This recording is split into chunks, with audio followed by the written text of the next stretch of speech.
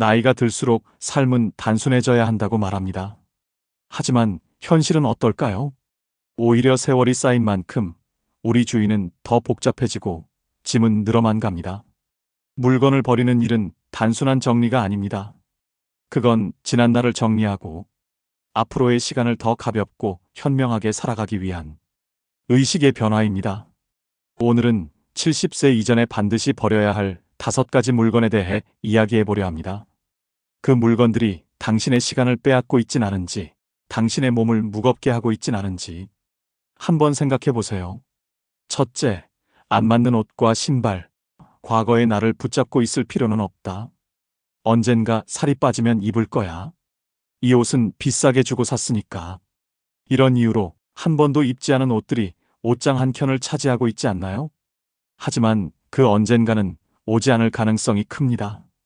그 옷은 지금의 나와 맞지 않고 지금의 나를 불편하게 만듭니다. 70대의 삶은 더 이상 예뻐 보이기 위한 옷이 아니라 내 몸을 편안하게 하는 옷이어야 합니다. 몸이 편한 옷을 입는다는 건 내 삶을 존중한다는 뜻입니다. 오래된 구두, 불편한 하이힐, 발을 쥐어짜는 슬리퍼는 당신의 무릎과 허리를 망가뜨릴 수도 있습니다. 이제는 나에게 맞는 것만 남기세요. 둘째, 쓰지 않는 주방도구, 채우는 삶보다 덜어내는 삶. 한 번도 안 쓴 고가의 믹서기, 옛날에 유행하던 오븐 토스터, 꺼내는 데만 10분 걸리는 곰솥. 그것들이 차지하고 있는 건 주방 공간만이 아닙니다. 당신의 에너지와 평온함을 갉아먹고 있습니다. 정리 컨설턴트 곤도 마리에는 이렇게 말했죠. 설레지 않는 물건은 버려야 합니다. 주방이 복잡할수록 우리는 요리할 의욕도 떨어지고 건강한 식생활도 유지하기 어렵습니다. 쓰지 않는 물건이 많을수록 진짜 필요한 것이 보이지 않습니다. 자주 쓰는 도구 몇 개면 충분합니다.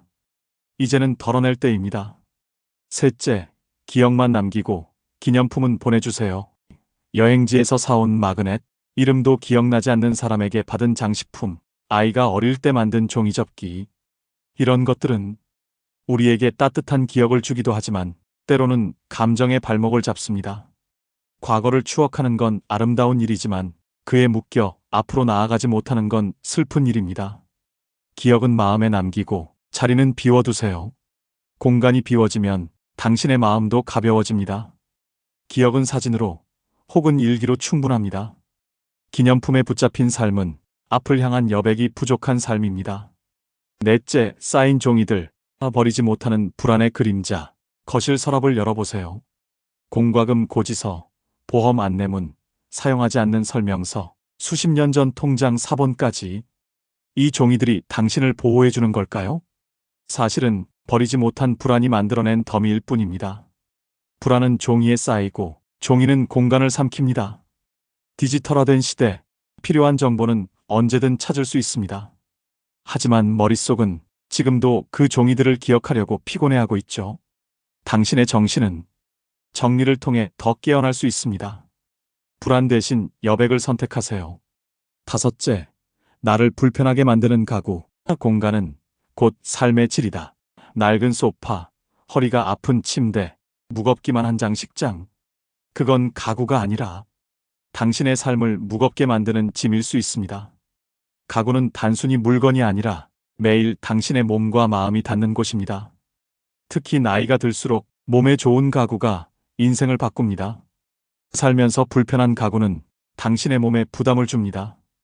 허리가 편한 의자, 쉽게 오르내릴 수 있는 침대, 필요 없는 장식장을 없애는 것만으로도 삶의 질은 눈에 띄게 좋아집니다. 이제는 예쁜 집이 아니라 편한 나를 위한 공간으로 바꿔야 할 때입니다. 버리는 건 단순한 정리가 아닙니다. 그건 새로운 삶을 시작하는 지혜로운 결단입니다. 몸이 가벼우면 마음도 가볍습니다. 마음이 가벼우면 앞으로 나아가는 발걸음이 가벼워집니다. 70세 이전에 불필요한 물건을 정리해두는 것, 그건 결국 나 자신을 위한 배려입니다. 오늘 작은 물건 하나라도 손에 쥐고 이렇게 물어보세요. 지금의 나에게 이건 꼭 필요한가? 그 물음에서부터 인생은 다시 정돈되기 시작합니다. 끝까지 시청해주셔서 감사합니다. 작은 틈, 큰 위로는 당신 곁에 있습니다. 구독과 좋아요, 댓글은 더 많은 위로를 만드는 힘이 됩니다.